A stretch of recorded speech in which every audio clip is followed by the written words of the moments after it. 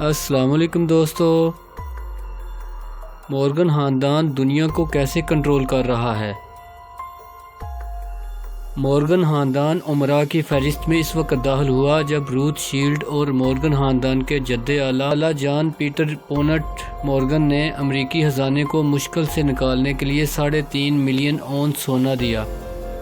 یہ 1893 عیسوی کے مالی بحران کے زمانے کی بات ہے۔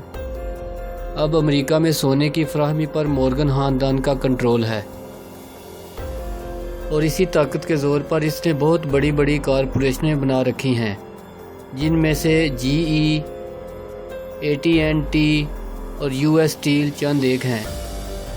امریکی خزانے پر ان کے دباؤ کا کمال تھا کہ امریکہ کو جنگ عظیم اول میں دھکیلا گیا، کیونکہ مورگن خاندان نے روس اور فرانس کو بھاری قرضے دے رکھے تھے۔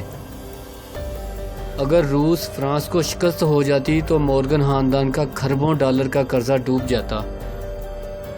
JP مورگن جونیئر نے جنگی قرضے کے طور پر امریکی حکومت کو $500 ملین دیے، اور اس کی کمپنی نے جو جنگی ساز و سامان فراہم کیا اس پر 1% کمیشن لیا۔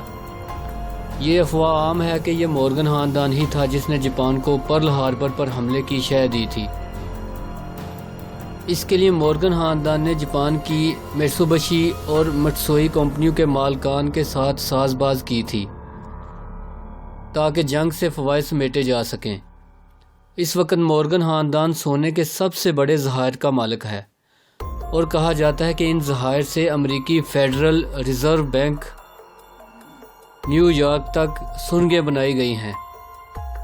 دوستو، ویڈیو پسند آنے کی صورت میں اپنی قیمتی آراء کا ضرور اظہار کریں، ویڈیو کو لائک شیئر کریں، اور سب سے اہم بات ہمارے اس چینل کو سبسکرائب کرنا مت بھولیں۔ شکریہ۔